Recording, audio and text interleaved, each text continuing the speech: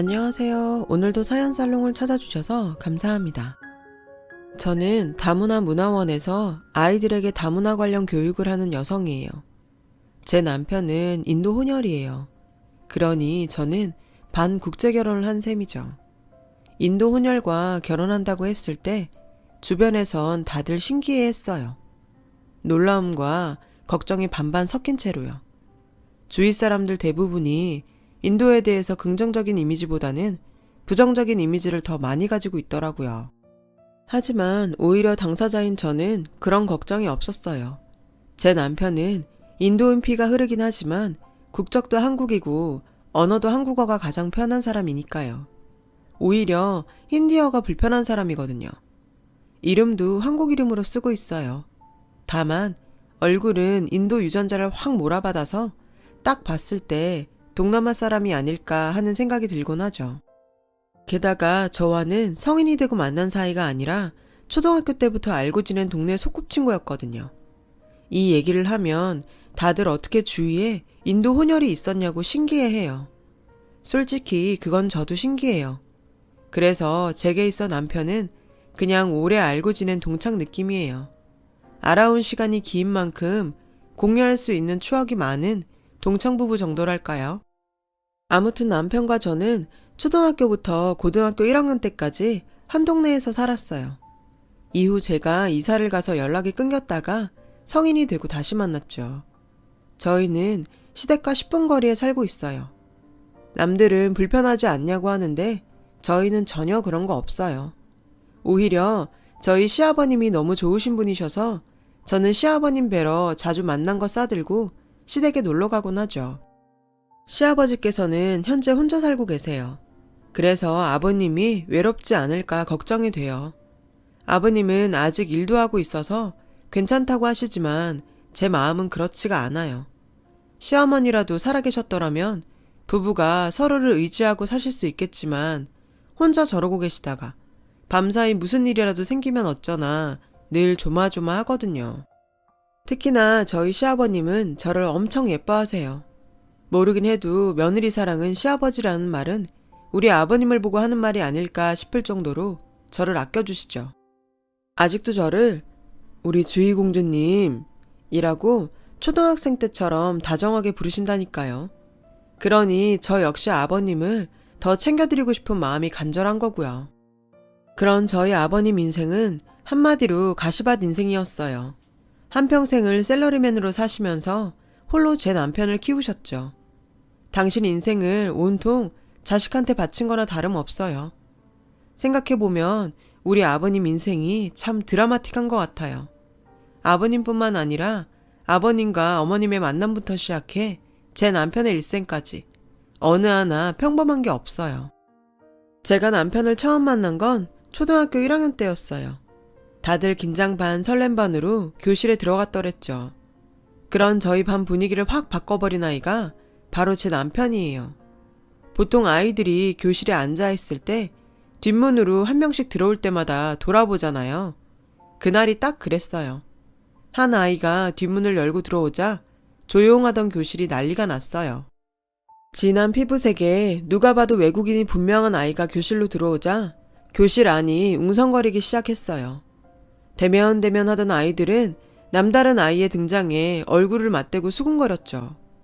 아이는 그런 시선이 익숙한 것 같았어요. 이내 주위 눈치를 보면서 시선을 땅으로 떨어뜨리고는 뒤쪽 구석자리에 가서 앉더군요. 자신의 튀는 외모를 감추고 싶어 하는 것 같았어요. 그날 이후 본격적으로 학교 생활이 시작되었고 그 아이는 반 아이들에게 있어서는 암묵적으로 피해야 할 존재가 돼버렸어요. 외모만 그럴 뿐 멀쩡히 한국말도 잘하는 아이였는데도요. 반 아이들은 그저 생김새가 우리와 다르다는 이유로 그 아이를 피했고 더 나아가서는 아이를 놀리고 따돌리기까지 했어요. 심지어 책상에 깜둥이, 너네 나라로 돌아가 라고 써놓는 남자애도 있었고 여자애들은 그 아이와 짝이 되면 울기도 했고요. 선생님은 난감해 하시면서 결국 짝을 바꿔주시곤 했죠. 그때 저는 그 아이와 가까워지게 되었어요. 저는 사실 아이의 외모에 크게 놀라지 않았어요. 이모가 이탈리아 사람과 결혼을 하신 탓이었죠. 평소 이모부랑 친하게 지내다 보니 외국인에 대한 이질감이 없었으니까요. 그 아이의 바뀐 짝은 바로 저였어요. 만들기 시간이었는데 저는 그 아이한테 스스럼 없이 대했죠. 내가 여기 만들 테니까 네가 이쪽을 만들래? 그랬더니 그 아이가 흠칫 놀라더라고요.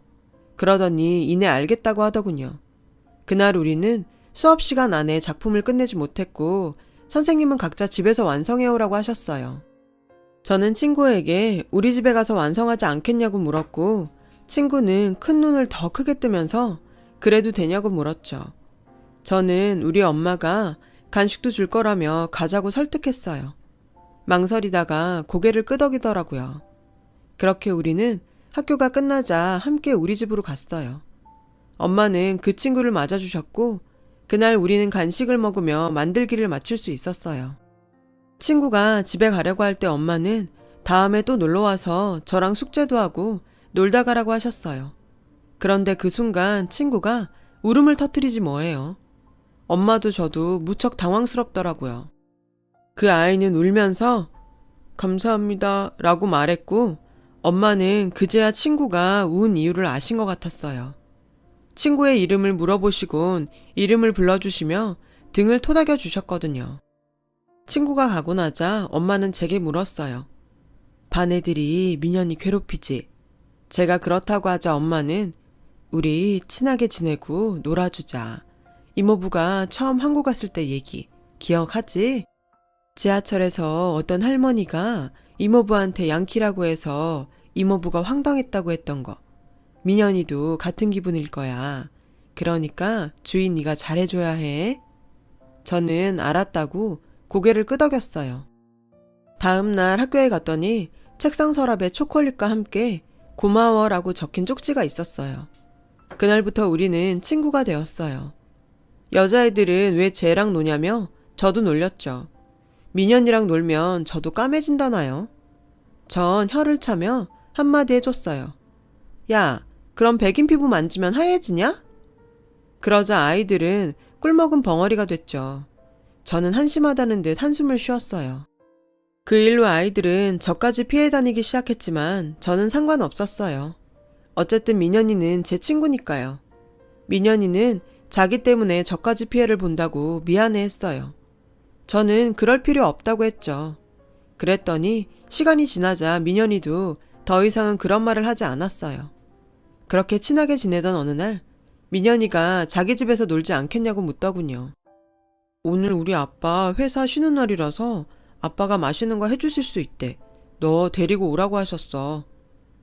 저는 알겠다고 했지만 속으로 왜 엄마가 아닌 아빠가 간식을 해주나 의아했어요. 민현이의 집은 방 2개짜리 작은 빌라에 살고 있었어요. 민현이 아빠는 저를 보자 반갑게 맞아주셨어요. 그 순간 저는 좀 놀랐어요. 글쎄 민현이 아빠가 한국인이더라고요. 그제야 민현이 엄마가 외국인이란 걸 알게 되었죠. 그런데 민현이 엄마는 어디에도 보이지 않더라고요.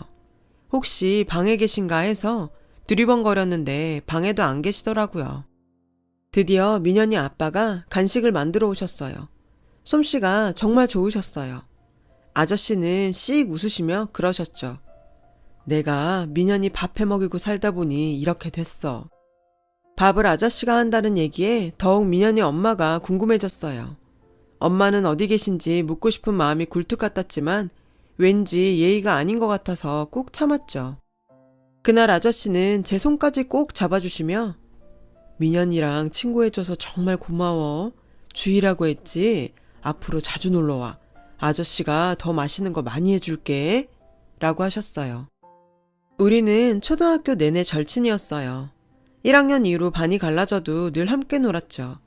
왜냐면 반이 바뀌고 학년이 올라가도 민현이가 받는 시선들과 대접은 크게 달라지지 않았거든요. 달라진 게 있다면 철없이 놀리는 아이들의 수가 학년이 올라감에 따라 조금씩 적어졌다는 정도였죠. 우리가 친하게 지내다 보니 자연스레 부모님끼리도 친해지셨어요. 그리고 초등학교 6학년 때쯤에 민현이 엄마에 대해서 처음으로 듣게 되었어요. 저희 아빠가 민현이 아빠와 술 한잔하고 오셨던 날이 있는데 그때 얘기를 엄마에게 하셨거든요. 민현이 엄마는 인도인이라고 했어요. 아저씨가 젊었을 때 인도 쪽 회사에 파견 근무를 나갔었는데 그때 만났고 사랑에 빠지셨다고요. 인도 여자는 대부분 중매 결혼을 하기 때문에 집안에 반대가 심했대요. 결국 민현이 엄마가 짐을 싸들고 나왔고 그렇게 두 분이 같이 한국으로 왔다고 하더라고요. 영화 같은 러브스토리죠. 한국에 와서 산지 3년쯤 됐을 때 민현이를 갖게 되셨대요. 출산하고 3달? 민현이 100일도 안 됐을 때였어요. 갑자기 민현이 엄마는 사라진 거예요. 편지에는 고향이 그립고 부모님이 그립다는 말만 적혀 있었다더군요. 혹시 몰라서 제 연락처랑 주소를 적어 아내 집 우체통에 꽂아놓고 왔는데 한 번도 연락이 없었어요. 그래도 그 친구 양반이더라. 자식이랑 남편 버리고 간 아내를 이해한대. 글쎄 아무리 사랑이 있어도 자기 고향만 하겠냐면서 짐 싸들고 저 따라온다고 할 때부터 걱정하고 있었다나? 그러면서 담담하게 자기 민현이만 잘 자라주면 그걸로 된다더라고. 아주 부처님 가운데 토막이 따로 없더라니까. 민현이 아빠랑 얘기를 나누고 오신 아빠는 엄마한테 얘기를 전해주시면서 몇 번이나 민현이 아빠에 대해 감탄하셨어요. 같은 남자로서 존경스러울 정도라고요. 그러니까 민현이는 엄마를 한 번도 본 적이 없는 거였어요. 아기 때는 민현이 고모랑 친할머니가 키우는 걸 도와주셨대요. 얘기를 듣고 나니 친구가 불쌍했어요. 그래서 민현이 앞에서 민현이 엄마에 대한 얘기는 한 번도 꺼낸 적이 없어요. 괜히 꺼냈다가 상처를 줄 수도 있을 것 같았거든요. 그냥 평소처럼 친구를 지내면서 챙겨주는 게 낫겠다 싶었죠. 그렇게 우리는 중학교까지는 같이 졸업을 했는데 고등학교에 입학하기 전 저희 가족이 이사를 가게 되었어요. 아빠가 타 지역에 있는 회사로 옮기셔서 할 수 없이 이사를 해야 했거든요. 다른 건 몰라도 민현이와 헤어지는 게 정말 아쉬웠어요. 우리는 연락하자는 약속만 남기고 헤어지게 되었죠. 하지만 다들 알다시피 고등학생들이 좀 바쁜가요? 처음 한 3달은 하루가 멀다 하고 연락을 했지만 고등학교에 입학하고 적응한 뒤로는 자연스레 멀어지게 되더라고요. 이후로는 입시 준비로 바쁘단 핑계로 점점 뜸해지다가 결국 끊기게 되었죠. 그러다 언젠가 문득 생각이 나서 전화를 해보니 없는 번호라고 나오더라고요. 가끔 어디서 잘 살고 있나 궁금하기도 했지만 수능 준비를 하느라 바빠서 그런 생각은 오래가지 못했어요. 힘겨운 고3 시절을 무사히 보낸 저는 이후 대입에 성공해 대학생이 되었고 민현이의 존재를 잊고 살아갈 무렵 정말 뜻밖의 장소에서 민현이와 재회를 하게 되었어요. 학교 동아리에서 저소득층 아이들이 다니는 공부방에 그림을 가르쳐주러 봉사활동을 하러 나갔다가 글쎄 그곳에서 민현이를 만났지 뭐예요. 먼저 저를 알아본 건 민현이였어요.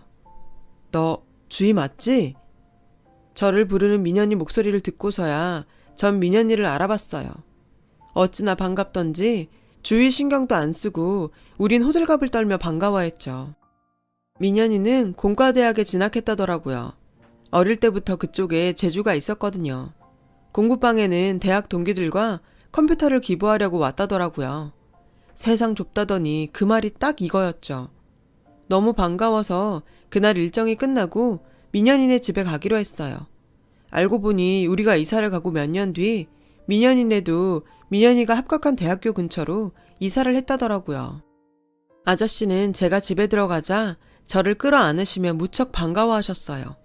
그날 우리는 아저씨가 지어주신 저녁밥을 먹으며 시간 가는 줄 모르고 수다를 떨었어요.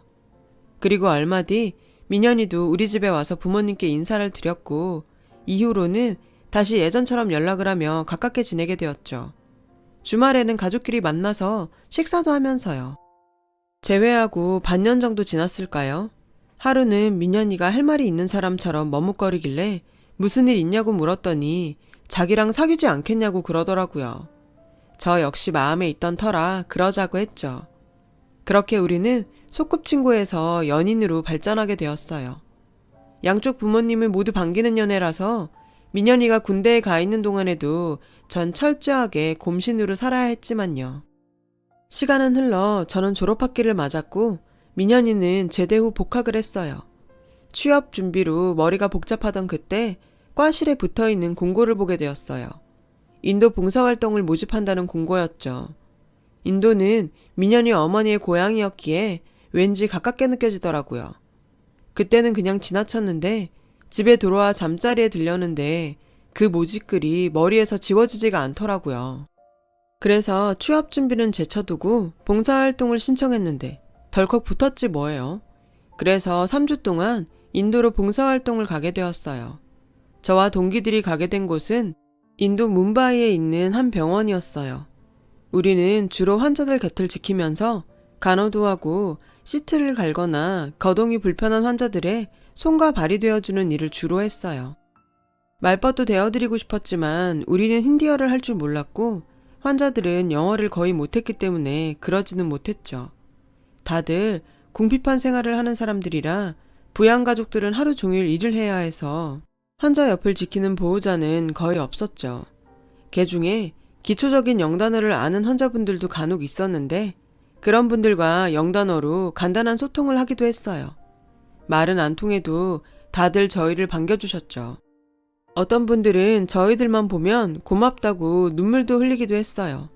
그럴 때마다 그분들께 큰 도움이 되지 못하는 처지라 괜히 죄송하고 마음이 짠하기도 했고요. 그곳에서 제가 유독 마음이 갔던 환자분이 있었는데 창가 자리에 계신 아주머니였죠. 그 아주머니는 신장이 안 좋으시다고 하더라고요. 그 아주머니는 그나마 다른 분들에 비해 영어 소통이 되는 분이어서 간단한 영어로 대화를 나눌 기회가 많았어요. 아주머니는 저를 볼 때마다 늘 온화하고 잔잔한 미소를 지어주셨어요. 다른 환자분들은 저녁 때가 되면 일을 마친 보호자들이 찾아와서 같이 저녁도 먹고 의사 선생님한테 몸 상태도 전해 듣곤 했거든요. 그런데 아주머니는 찾아오는 사람 하나 없이 늘 혼자였어요. 한 번은 마음에 걸려서 간호사한테 물어봤더니 자기도 잘은 모르겠는데 소문에 남편한테 버림받았다는 얘기가 있다고 하더라고요. 그 말을 들으니 아주머니가 너무 불쌍해서 특히 더 잘 챙겨드리게 됐고 나중엔 아예 제 전담 환자가 되셨어요. 3주간의 봉사기간이 끝나고 저와 동기들은 남은 기간 동안 인도 여행을 했어요. 그러다 귀국하기 일주일 전쯤 다시 병원으로 아주머니를 찾아갔는데 전과는 조금 달라지셨더라고요. 늘 미소를 지으시던 아주머니 얼굴이 그날따라 어두워 보이더라고요. 애써 숨기려고 하셨지만 소용없었죠. 저는 무슨 일이 있냐고 물었지만 울기만 할 뿐 대답이 없었어요. 한참을 울기만 하시더니 서랍에서 사진 한 장을 꺼내 보이셨죠. 그러면서 남편이 그립다고 하시더군요. 저는 자기를 버린 남편이 뭐가 그립나 싶어서 의아했어요. 그리고 아주머니가 건넨 사진을 봤는데 그 순간 정말 깜짝 놀라고 말았어요. 사진 속에는 젊은 시절의 아주머니로 보이는 예쁜 인도 아가씨가 있었고 그 옆에는 젊은 남자가 서 있었는데 그 남자가 글쎄 현민이 아버지더라고요. 저는 이 사람이 누구냐고 물었고 아주머니는 자신의 남편이라고 대답했어요. 오늘이 남편 생일인데 챙겨주지도 못한다며 가슴 아파하셨죠. 집안의 반대를 무릅쓰고 남편을 따라 한국에 갔었고 그곳에서 아이까지 낳고 행복하게 살았지만 얼마 뒤 고향에서 온 편지를 받게 되었다더군요. 엄마가 위독하다는 연락이었죠. 잠깐 엄마만 보고 돌아가려고 편지에 엄마가 보고 싶어 간다고 써놓고 왔는데 인도에 도착해서 공항을 나서자마자 남자들이 달려와선 아주머니 머리에 검은 천을 씌우곤 끌고 갔다더라고요. 도착해보니 눈앞에 친오빠가 있더래요. 이게 다 오빠의 계획이었던 거죠. 아이와 남편이 있는 한국으로 가려고 도망도 쳐봤지만 번번이 실패했고 결국 집안에서 정해준 남자한테 강제로 시집을 가게 되었다고요. 그날 이후 아주머니는 남편과 오빠들의 감시 속에서 살게 되었대요. 아주머니가 신장이 안 좋아서 임신이 안 되자 남편은 다른 여자를 집에 들였고 결국 두 번째 남편한테 버림을 받은 채 혼자 병원에서 늙어가는 신세가 된 거죠. 소원이 있다면 죽기 전에 우리 아들과 사랑하는 남편을 보는 거라며 눈물을 흘리셨어요. 사건의 전말을 듣게 된 저는 놀라지 않을 수 없었죠. 민현의 엄마가 민현이와 아저씨를 버린 게 아니라는 걸 알게 되었으니까요. 제 머릿속에는 온통 빨리 한국으로 돌아가 이 사실을 민현이와 아저씨한테 알려야겠다는 생각뿐이었어요. 그래서 한국에 도착하자마자 민현이 집으로 달려가 아저씨한테 모든 사실을 알렸고 제가 찍어온 아주머니 사진도 보여드렸어요. 사진을 보자마자 아저씨의 눈이 떨리기 시작했고 이내 눈물이 떨어졌어요. 그리고는 이내 고개를 푹 숙이시더니 한참 동안 서럽게 우시더군요. 그랬구나. 역시 그랬어. 실아는 자식을 버릴 만큼 나쁜 사람이 아닐 거라고 믿었는데. 아저씨는 고맙다며 몇 번이나 고개를 숙이셨어요. 그날 저녁 엄마 소식을 들은 민현이는 엄마가 자신을 버렸다고 생각해서 평생 미워했었다며 처음으로 엄마에 대한 속내를 드러냈어요. 그리고는 아저씨를 부둥켜 안고 펑펑 울었죠. 얼마 뒤 저는 아저씨와 민현이를 데리고 인도로 향했어요. 두 부자는 만감이 교차하는지 내내 굳은 얼굴이었어요. 뭄바이 공항에 도착한 우리는 바로 병원으로 향했어요. 병실에 들어서자 아주머니는 절 보고 반갑게 웃으셨고 뒤따라 현민이와 아저씨가 들어서자 말도 못한 채 눈물만 흘리셨죠. 그리고는 서툰 한국어로 동철씨 라고 아저씨 이름을 부르셨어요. 아저씨는 울먹거리며 아주머니한테 다가가서 늦어서 미안하다며 아주머니를 끌어안고 아이처럼 엉엉 우셨어요. 그리고는 민현이를 불렀죠. 민현이는 눈물이 그렁한 채 머뭇거리다 아주머니 품으로 달려가 안겼어요. 아주머니는 민현이를 덥석 끌어안고는 서툰 한국말로 미안해, 미안해를 연발하셨죠. 민현이는 난생 처음 엄마를 부르며 펑펑 울었어요. 그날 병원에서 민현이 가족은 완전히 슈퍼스타였어요. 그리고 저는 본의 아니게 칭찬 세례를 받았죠. 간호사들은 저를 향해 엔젤이라며 엄지손가락을 치켜 세웠어요. 아주머니는 저랑 민현이가 사귄다는 얘기를 들으시고는 정말 기뻐하셨어요. 둘이 꼭 결혼하라고 하시면서요. 그렇게 우리는 인도에서 보름 정도를 보냈어요. 인도를 떠나오던 날 아저씨와 민현이는 아주머니 앞에서 한참을 울었어요. 곧 돌아올 거라며 몸 건강히 잘 지내고 있으라고 몇 번이나 신신당부를 했어요. 아주머니는 고개를 까닥거리며 인도식으로 알겠다고 대답을 하셨죠. 한국으로 돌아오고 나서도 아저씨와 민현이는 아픈 아주머니를 보기 위해 수도 없이 인도를 드나들었어요. 아저씨는 직장 때문에 길게 휴가를 낼 수 없어서 민현이와 번갈아 출국을 하셨죠. 그 사이 저는 졸업을 했고 취직을 하게 되었어요. 민현이는 남은학기를 마치느라 여념이 없었고 방학 중에는 어머님을 만나러 인도로 향하곤 했죠. 그렇게 시간은 흘러 민현이도 졸업을 하게 되었고 취업도 하게 되었어요. 민현이 취업이 확정되자 우리는 결혼 날짜를 잡았어요. 아주머니의 병세가 악화돼서 식을 서둘러야 했거든요. 하지만 아주머니는 우리 결혼을 한 달여 앞두고 돌아가시고 말았어요. 유골은 어렵게 한국으로 모셔왔고 납골당에 안치했어요. 오랜 이별에 비해 너무도 짧은 만남이었기에 모두들 가슴 아파했죠. 주희 덕분에 그래도 이 사람 마지막이 행복했을 거야. 주희야, 정말 고맙다. 납골당에서 돌아오던 날 아저씨는 제 손을 꼭 잡고 몇 번이나 고맙다는 말을 하셨어요. 그리고 며칠 뒤 집으로 저를 불러 가방 하나를 주시더군요. 그 안에는 아주머니께서 제게 남긴 선물이 들어있었어요. 인도 전통 홀레복과 아주머니가 쓰시던 보석과 장신구였죠. 실아가 주는 결혼 선물이야. 네가 받아주었으면 좋겠다. 저는 그것들을 보는데 눈물이 왈칵 쏟아졌어요. 민현이는 그런 저를 달래며 그러더군요. 비록 짧았지만 엄마와 보낸 시간은 내 인생의 가장 소중한 순간으로 기억될 거야. 모든 게 네 덕분이야. 고마워. 엄마가 원한 대로 우리 행복하게 살자. 그리고 아주머니의 바람은 정말 이루어졌어요. 우리 부부는 세상 그 누구보다 행복한 시간을 보내고 있으니까요. 사랑하는 남편과 며느리밖에 모르는 시아버지. 제게는 누구보다 든든한 두 남자가 있으니 아무 걱정 없거든요. 앞으로도 지금의 이 마음 변치 않고 살아갈 거예요. 하늘에서 내려다보실 시어머니를 위해서라도요. 제 긴 사연을 들어주셔서 감사드려요. 여러분의 가정도 평안하시길 바래요. 여러분, 사연 댓글에 응원과 현명한 조언 부탁드려요. 좋아요와 구독은 저에게 큰 힘이 됩니다. 오늘도 좋은 일 가득하세요.